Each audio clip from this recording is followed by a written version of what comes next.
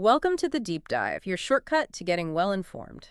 Today, we are doing a deep dive into a stack of sources related to Mortal Online 2. Specifically, we're looking at recent player feedback and, well, the future plans for its territory control systems. Yeah, and the main thing we're digging into is this really detailed post from the developers. It's dated May 23rd, 2025, called Into the Vault, #148. Right. And it's super interesting because they don't just share the feedback they got from a questionnaire about the territory control overhaul they proposed. They also lay out how they're actually changing things based on that feedback, and even what they're thinking longer term for sieges and TC. Okay, so our mission here is basically to unpack all of that. What did people say? What are the devs doing now? And, what's the bigger picture look like? Let's start right at the beginning. They made a point of thanking the community, which is always a good sign. Absolutely. They sounded genuinely appreciative of the time people took. And, well, the overall reaction to the overhaul proposal itself seems like it was really positive. They actually said the vast majority of players who responded were excited. That's definitely a good place to start. And they had numbers too, right? I remember seeing things like 95% of the people answering were in guilds, which, well, makes sense. Totally. And 86% thought these new territory regions were a positive thing, like more space to fight over, generally seen as good. Yeah, and 80% felt any guild should be able to contest them, not just the big keep owners. That feels pretty significant for, accessibility. It does, yeah. Yeah. Kind of opens it up a bit more. And 77% were positive about the new outposts and the siege stuff around them. So the basic ideas, they landed well. But obviously it wasn't all positive. There was that 23% who were maybe less enthusiastic. What were their main sticking points? The big ones mentioned were worries about just, rampant AoE elementalism spells during sieges, fireballs everywhere, and also potential exploits, like people finding ways to boost or climb over the outpost walls. Pretty valid concerns about how frustrating fights could get.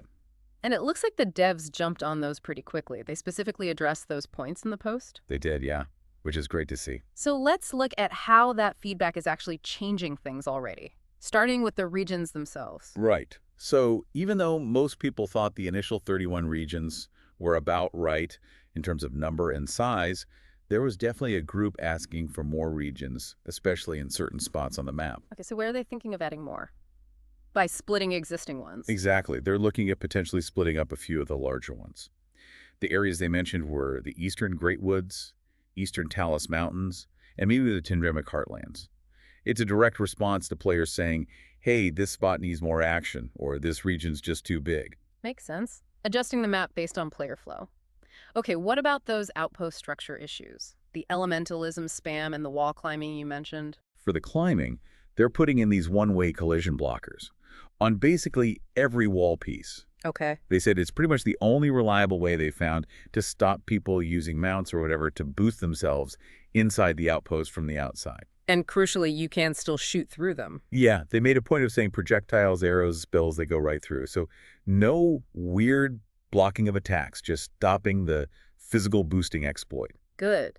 And the AoE elementalism, the fireball spam. That's a classic MO complaint. Yeah, they're hitting that from a few angles. First, they're looking at Fireball's actual AoE size, trying to make it match the visual effect better so it doesn't feel like you're getting hit by something bigger than you see. Right.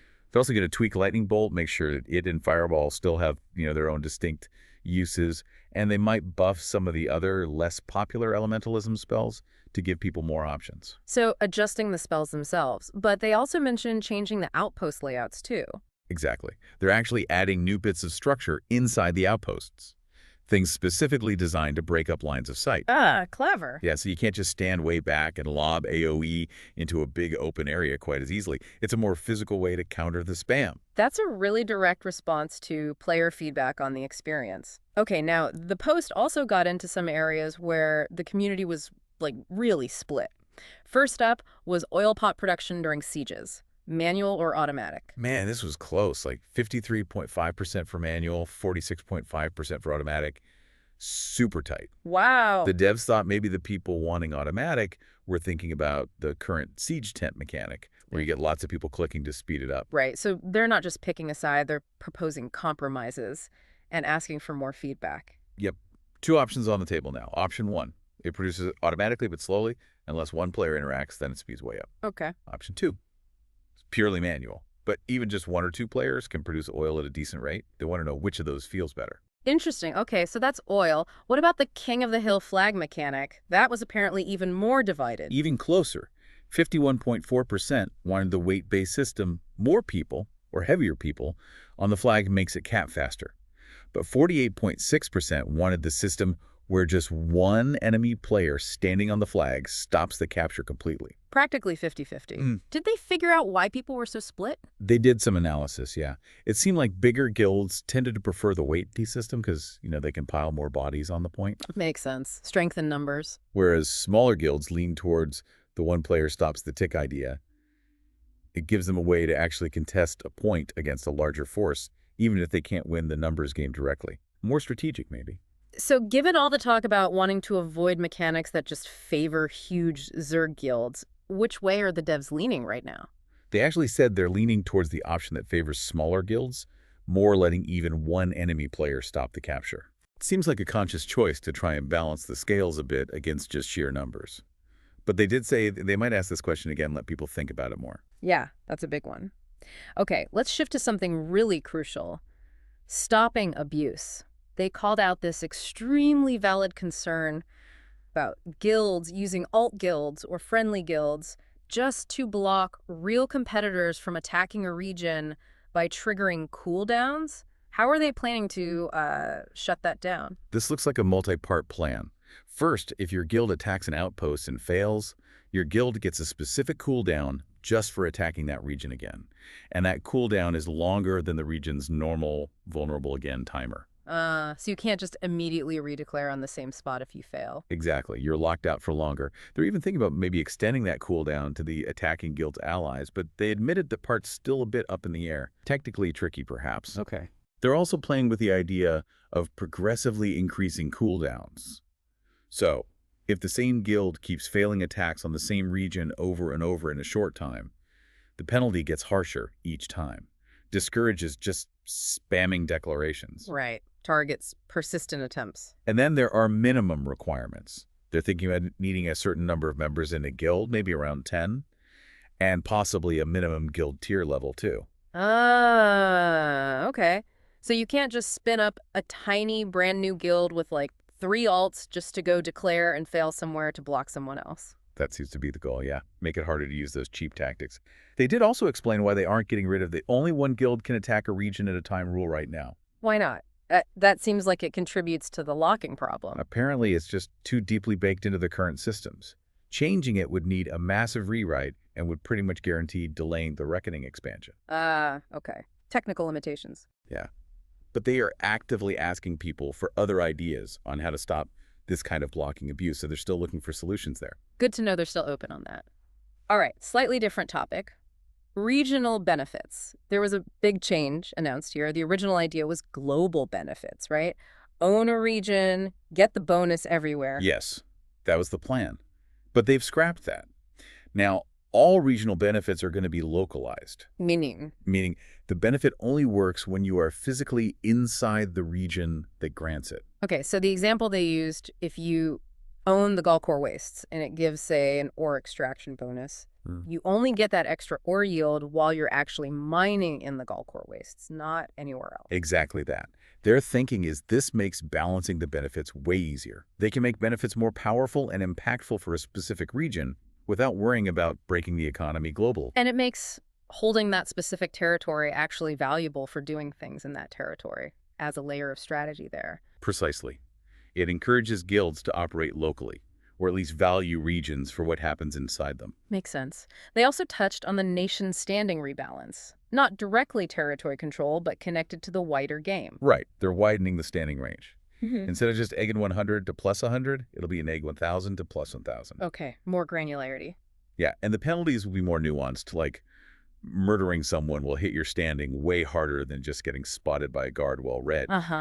But the ways you gain standing aren't really changing much. So overall, it'll take longer to climb back up from being hated or to reach max positive standing.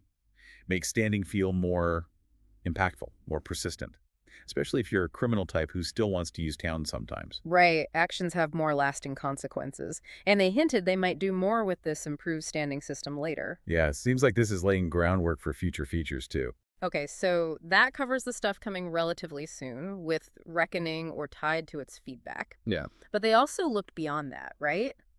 Talking about a follow-up patch for existing thorny siege issues. They did. They basically acknowledged, look, some of these long-standing problems with sieging are complex. We can't rush fixes into reckoning, but we're planning to tackle them afterwards. And they actually proposed solutions for a bunch of these while stressing, these are just ideas for now, subject to feedback. Exactly. Very much, here's what we're thinking. Tell us what you think, Territory. Okay, let's run through some of the big ones. What about keep supply lines or storehouses getting instantly rebuilt mid-siege? That's always annoying. Proposed fix. Give them a proper destroyed state. Once they're down, they stay down until the siege window actually ends. No instant repairs. Simple enough. What about people building cheap junk right next to supply lines to block access? Add no build zones around them. Can't build right on top of them anymore. Makes sense. And just using cheap TC structures in general to make makeshift walls or blockades. They're thinking about a guild-specific placement restriction. Like, your guild can't place a TC structure within, say, 100 meters of another TC structure owned by your guild. Prevents that dense packing. Ah, interesting. Stops the cheap wall spam. What about the 24-hour vulnerability on new structures? The thing that enables a lot of offline raiding. They want to shorten it. Maybe down to 12 hours. Yeah. Make offline sieges on brand new stuff harder. Good. And those ghost sieges? Where someone declares but never shows up, just tying up the defenders. They want a defender win condition. Tied into the next point, actually. Nice. A really big proposed change to how siege vulnerability even works. Right now, declaring on a keep makes pretty much everything vulnerable globally during the window. Yeah. The new idea is this war standard item. Attackers would have to actually go place this thing physically near structures they want to hit after the siege window starts, and only things near the standard become vulnerable. Whoa. Okay, so attackers have to commit to a location on the ground and defend. Defenders have a clear target. The war standard is visible, maybe on the map, sends alerts. If the defenders destroy the war standard, they win the siege right then and there. Ends it early. Okay, that's a fundamental shift. It makes defending more active, gives attackers a vulnerable point. They said it might even replace supply storehouses. Potentially, yeah, since the standard itself would be the thing making structures vulnerable. They also mentioned maybe needing attackers to pick a specific region when they declare, which could allow for different siege window timers depending on what's being attacked. Right. Lots of possibilities there. Huge changes. Okay, what about the war declaration issues? Right. Like, wilderness guilds sometimes can't be wardist because they don't have enough murderers. Another potential big overhaul. Get rid of that 2 murderer requirement entirely so you can't grief people by just avoiding murder counts. Right. And then add a whole new system. Maybe scaling upkeep costs for wars based on standing expensive to wardic neutrals, a case for war mechanic where enemy actions give you a free mandatory war deck, consensual wars with no upkeep, even a sue for peace option. Wow, that's basically rewriting guild diplomacy and conflict from the ground up. It sounds like it could be, yeah. They only gave a brief outline, but the potential impact is massive. And one more common siege frustration. People just zerging priests near the fight, dying, instantly rezzing, and running back in seconds. The idea there is a stacking death sickness debuff. If you keep dying and rezzing quickly at those non-town priests, you get progressively weaker. Makes throwing bodies endlessly less effective. Okay, so lots of complex, long-standing issues being targeted for that post-reckoning patch, though maybe some smaller ones could sneak in earlier. Yeah, they hinted things like the supply line no-build zones might be easier to implement sooner if needed, but the big stuff definitely needs that dedicated time after the expansion drops. Gotcha. Now let's talk about the really far-out stuff. The idea is they're just experimenting with internally for making Merlin's keeps more valuable. Stressed again, these are not guaranteed, right? Just early ideas. Absolutely. Very much what-if territory, shared specifically to get feedback way ahead of time. The goal seems to be giving keep owners more meaningful benefits and ways to interact with their territory. So what kind of things are they kicking around? One idea is a multiplier bonus. If you own a keep, and you also own regions connected directly back to that keep in an unbroken chain, then the regional benefits within those connected regions get boosted for your guild, stronger than for someone who owns the region, but not the connected keep. But if the chain gets broken, say, you lose an intermediate region, the bonus disappears. Ooh, okay. That makes holding contiguous territory and defending those links really important for maximizing your gains. What else? Taxes. Yep. Allowing the keep owning guild to actually set the upkeep tax rate from 0% up to plus 100% on all the TC structures like outposts and maybe player housing eventually within the regions they own and control. So the keep owner could literally tax everyone living and operating in their domain. That sounds politically charged. Definitely could fuel some conflict and diplomacy, right? Creates vassal lord dynamics, potentially. They even mentioned player housing claim stones, potentially drawing upkeep tax directly from the guild's treasury, and the keep owner could influence that rate. Very interesting. And maybe the most impactful idea, potential control over towns within owned regions connected to the keep. What could that involve? This is where it gets really wild. Ideas included. The keep owner getting a small cut of the broker tax fees from the town market. Okay, passive income. Deciding if known murderers are even allowed in the town. Deciding if guards attack players with the war combatant debuff. And the big one, the ability to blacklist specific players from entering the town altogether. The blacklist, wow. That's a throwback to MO1 and always controversial, Right. powerful tool. Did they talk about the potential for abuse, like just blacklisting your enemies? They did, yeah. They acknowledged the griefing concerns directly, but they also argued there are extremely valid and healthy use cases, especially for dealing with persistent bad actors, ruining things for everyone in a town. So how might they balance that power, prevent it from being just a griefing tool? The main idea they floated is adding an upkeep cost. You'd have to pay ongoing silver, maybe from the guild treasury, for every single name on your town's blacklist. Ah, And maybe that cost scales based on the blacklisted player's standing. So blacklisting some random newbie might be cheap, but blacklisting a respected positive standing player could be really expensive. Conceptually, like bribing the guards to keep an eye out for that person. that adds a cost-benefit calculation. Interesting. They really want feedback on that one, huh? Oh yeah, they specifically called out wanting feedback on the blacklist idea. It's a potent one. Definitely. It could totally change how people interact with towns and territories.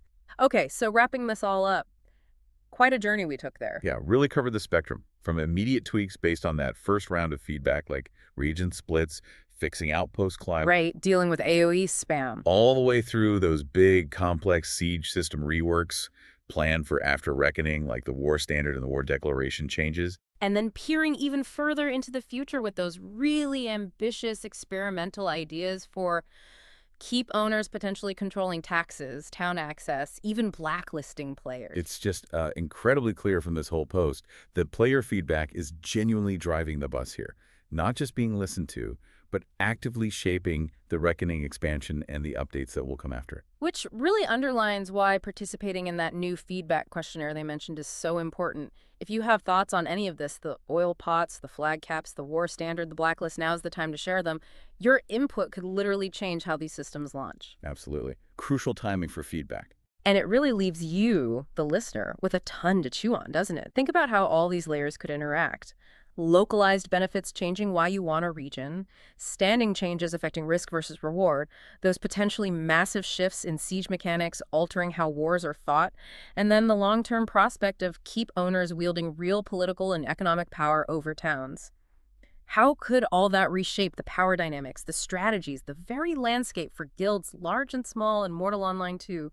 Definitely something to think about. For sure. Lots of potential shifts. Well, thank you for joining us for this deep dive into Mortal Online 2's Territory Control future. If you found this exploration helpful, please do take a moment to like and subscribe. It really helps us out. It does. Tune in next time for more Mortal Online 2 content.